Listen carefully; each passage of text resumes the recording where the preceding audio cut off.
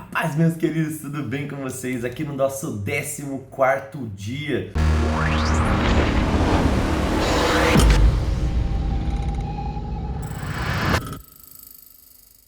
Não é da nossa leitura, estou muito feliz, você que tem acompanhado, tem escrito aqui nos comentários, que tem sido grandemente abençoado e edificado. Então hoje nós vamos ler numa versão um pouco diferente, ó, nessa Bíblia aqui, que é a nova versão transformadora. Estou trazendo aqui algumas versões diferentes para tentar, dar uma variada e você entender, a melhor forma essas histórias tão lindas. Lembrando que nós estamos vendo então Lucas, nós estamos estudando Gênesis e também Salmos, Já já acaba Lucas, já já acaba Salmos e também Gênesis, e nós vamos para os outros livros. E até o final do ano nós vamos ter lido a Bíblia toda. Então vamos lá, Lucas, capítulo de número 12.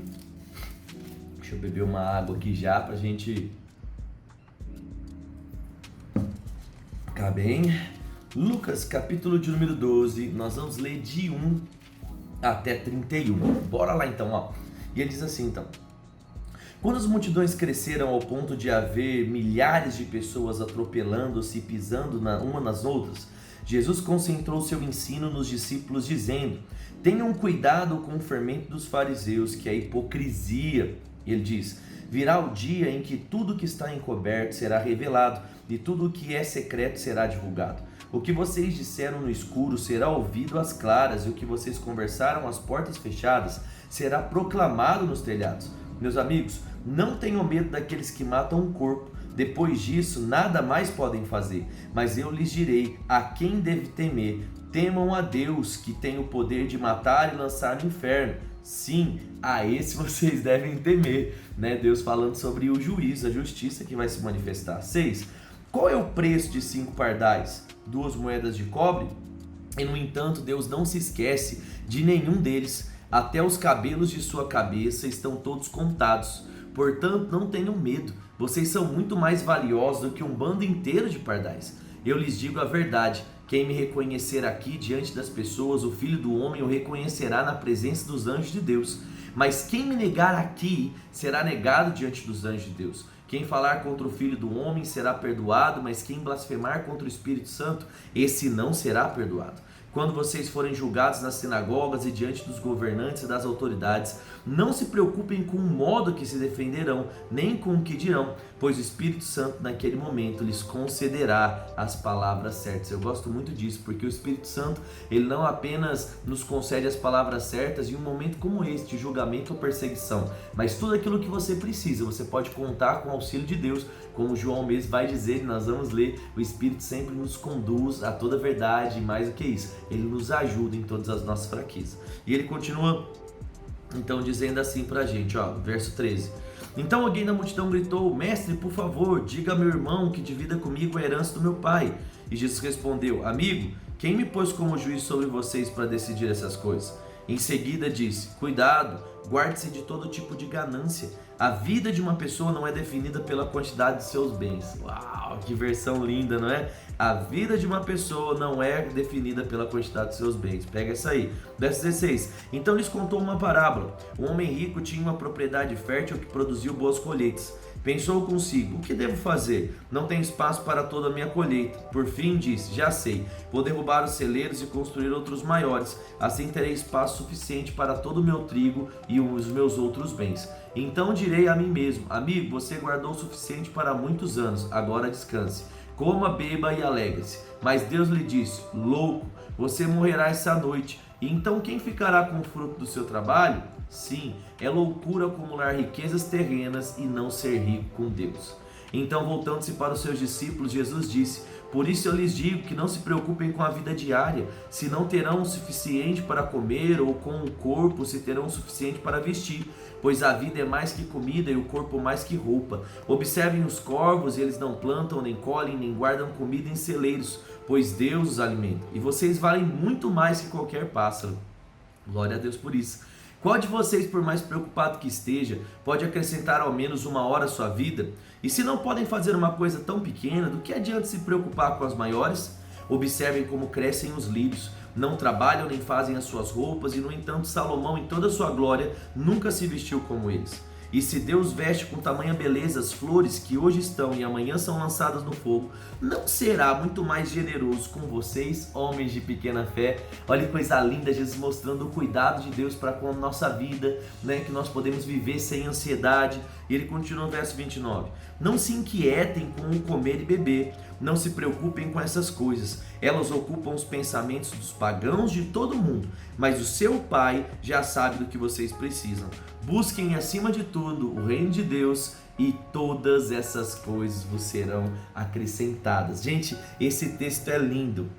A gente deve confiar em Deus, a gente precisa descansar em Deus e ter Ele como um bom Pai. E uma vez que isso acontece, é real na nossa vida, nós nunca mais vamos andar ansiosos quanto ao dia de amanhã. Vamos agora lá então para Gênesis, capítulo de número 12. Lembrando que talvez a sua Bíblia aí ela está um pouquinho diferente da minha, porque essa daqui ela se chama versão transformadora, é uma versão que nem todo mundo tem. Normalmente a gente tem a revista atualizada, a revista corrigida, a NVI, né, a NVI, e a gente vai estar lendo agora na transformadora, que é um pouquinho diferente, ó. Então vamos lá, Gênesis 21, bora? Ele diz assim, a partir do verso número 1, ó. O Senhor agiu em favor de Sara e cumpriu o que lhe tinha prometido. Ela engravidou e deu à luz ao filho Abraão, na velhice dele, exatamente no tempo indicado por Deus. Abraão deu o nome Isaque ao seu filho, que Sara lhe deu. No 8º dia depois do nascimento de Isaque, Abraão circuncidou, como Deus havia ordenado, e agora tinha Abraão 100 anos quando Isaque nasceu. Lembra, a gente já leu aqui falando sobre a circuncisão, que todo homem deveria fazer, né, descendente de judeu ou comprado como escravo, para que isso fosse uma marca, né, para que os outros povos soubessem, né, a sua descendência. E ele disse no verso 6, Sara declarou, Deus me fez sorrir, todos ficaram sabendo o que aconteceu e vão rir. E disse mais, quem diria a Abraão que sua mulher amamentaria um bebê? E no entanto, em sua velhice eu lhe dei um filho. Quando Isaque cresceu e estava pronto para ser desmamado, Abraão preparou uma grande festa para comemorar a ocasião. Sara, porém, viu Ismael, filho de Abraão, e da serva egípcia Agar, caçoar de seu filho Isaque, e disse a Abraão, livre-se da escrava e do filho dela, ele jamais será herdeiro junto com meu filho Isaque. Abraão ficou muito perturbado com isso, pois Ismael também era seu filho. Deus, porém, lhe disse, não se perturbe por causa do menino e da serva, faça tudo que Sara lhe pedir, pois Isaque é o filho de quem depende a sua descendência. Contudo, também farei uma grande nação dos descendentes do filho de Agar, pois também é o seu filho. Olha que amor, que misericórdia, que compaixão de Deus, né? No verso 14, na manhã seguinte, Abraão se levantou cedo e preparou mantimentos e uma vasilha cheia de água, e os colocou nos ombros de Agar, então a mandou embora com seu filho, e ela andou sem rumo pelo deserto de Berseba. Quando acabou a água, Agar colocou o menino à sombra de um arbusto e foi sentar-se sozinha, uns 100 metros adiante. Não quero ver o menino morrer, disse ela, chorando sem parar. Mas Deus ouviu o choro do menino e do céu um anjo chamou Agar. O que foi, Agar? Não tenha medo. Deus ouviu o menino chorar dali onde está. Levanta-te e anime, pois farei dos descendentes de ti também uma grande nação. Então Deus abriu os olhos de Agar e ela viu então um poço cheio de água.